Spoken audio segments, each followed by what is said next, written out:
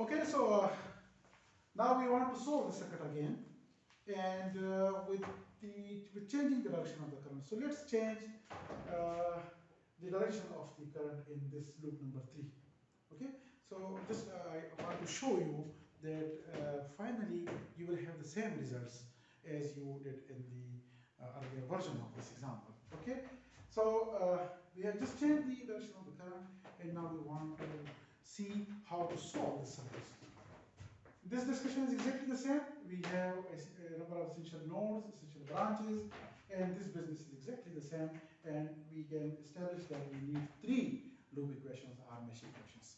Okay, now apply KVL to each mesh. So let's just apply KVL to loop number L1. I will just quickly go through this. So we have 2 plus 8 into IA and minus 8 into IB, 0 IC is equal to 40 volts. So the sum of the voltage drop is equal to sum of the voltage rise. So we have already did this in the first version of this example, so there is no need to explain it again and again. Okay, now come to here in loop number 2. So you see here, we have just to take care of the direction of the terms. So with this 8 ohm resistance, we have IA minus IB. So we have definitely minus 8 IA plus 8, 6, 14 plus 6, 20. So 20 IB. And here you see the direction of currents in this 6 ohm resistance from the direction of current IB and the direction of current IC. It is the same. So it will simply IB plus IC, it will be just added up. So we can write this as 6 IC is equal to 0. Okay? Similarly, considering this loop 3, applying KVL. So you see here, now the current direction is like this. So the voltage here, it will be considered as the voltage rise. Okay? So here, it will be considered as voltage rise. And voltage drop for voltage drop in 6 ohm resistance. There is no business of IA here, so I can simply write 0 IA. And what about IB? The current of IB, the direction of IB and the direction of IC, they are the same. So you can simply write this as 6 IB and plus 6 plus 4, 10 IC.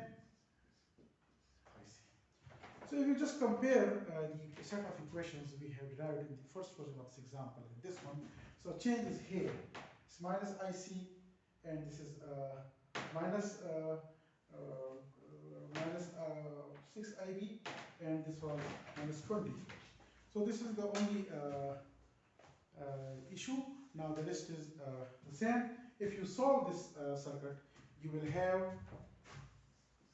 IA is equal to 5.6 ampere, IB is equal to 2 ampere, and IC is equal to 0.08 ampere. Or 0.8 ampere, not 0.8. So you see, IA is exactly the same, IB is exactly the same, and IC is positive now.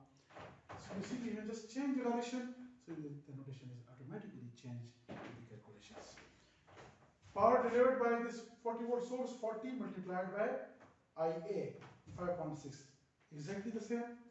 Now here, if you look, the power delivered by 20 volt source, the direction of current IC also indicates the power is delivering by this voltage source. So it will be 20 into IC and exactly that will be minus 16 watt. And V naught, what about V naught? V naught is equal to IA minus IB into 8. It will be exactly the same. So we can simply say that 40 volt and 20 volt source and V naught. So we have 224 watt and this is equal to 16 watt and we have 28.8 volt. So there is no change in the final result of this circuit. So the conclusion is that the direction of the currents not necessarily be the same. You can change the direction of the current, but the end result will be exactly the same. There will be no change in the result.